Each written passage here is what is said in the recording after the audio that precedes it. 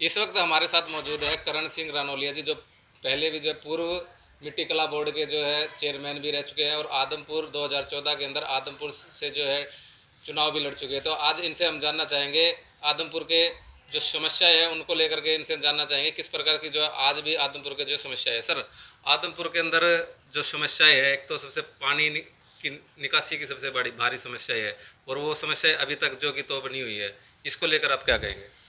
देखिए, आदमपुर, मंडी आदमपुर, जवाहर नगर और आदमपुर के अंदर जो खास करके क्रांतिमान चौक है या जवाहर नगर की गलियां हैं, उनके अंदर पानी जल भराव की समस्या वर्तमान में 2-3 साल से है।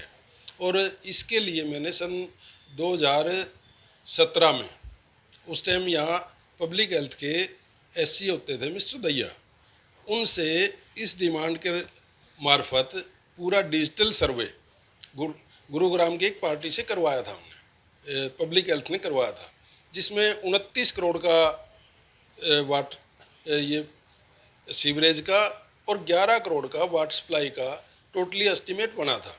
लेकिन उस टाइम इसके लिए फंड ना होने के कारण, दूसरा ये कमेटी के अंडर नहीं था, तो इस दोनों एस्टीमेट नाबार्ड में डाले गए थे और उन पे अभी तक काम नहीं हुआ। अगर उन पर काम जिस दिन हो जाएगा तो आदमपुर के अंदर आने वाले 30-40 साल तक किसी प्रकार की, ना तो कोई जल भराव की, ना सीवरेज की और ना पानी की किसी प्रकार की समस्या नहीं रहेगी और उसके प्रति हम लगे हुए हैं। कुलदीप बिश्नोई जी बीजेपी के अंदर आ चुके हैं जी, तो और बीजेपी मजबूत भी हुई है कुलदीप बिश्नोई के आने के बाद में। तो क्या लगता है आपको, क्या जो अब जो ये उपचुनाव होंगे इसके अंदर जो आदमपुर की जो समस्या है क्या वो हल हो पाएगी?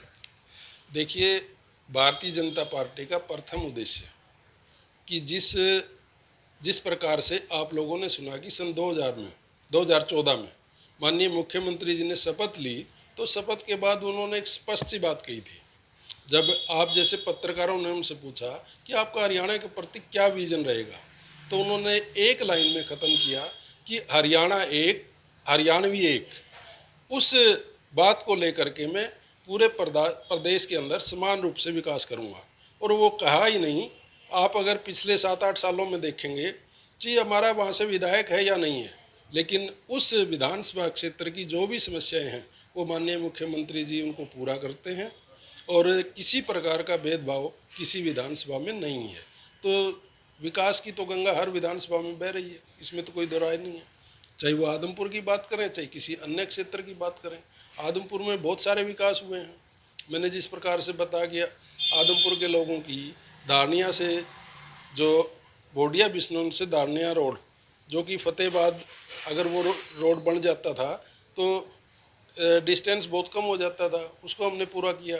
इसी प्रकार राजस्थान से लगते हुए चाहे आपका चौधरी वाड़ी है, चाहे बुढ़ाक है, उन सड़कों का निर्माण हमने करा।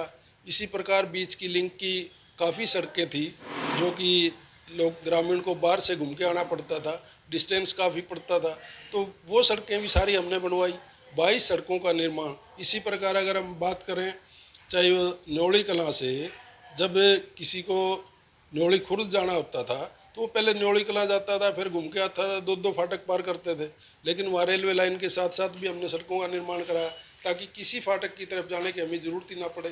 तो विकास कार्यों के प्रति इस प्रदेश के माननीय मुख्यमंत्री जी पूरे सजग हैं और उनकी समस्याएं दूर भी करते हैं। सर, किसान भी जो है लगातार पहले मुआवजे की मांग को लेकर धरने प्रदर्शन कर चुके हैं, लेकिन अभी तक जो है किसानों को जो मुआवजा नहीं मिल पाया है।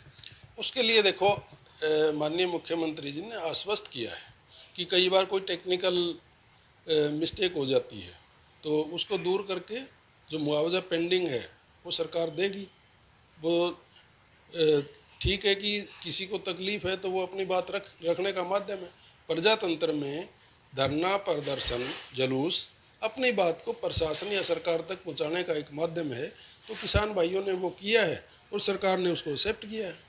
सर, आदमपुर के जो वोटर है उनके जो अगर आंकड़े की बात की जाए तो कितने जो यहाँ पर जो है वोटर है और क्या नाम कुल कितने जो आदमपुर के क्षेत्र के अंदर जो गांव आते हैं?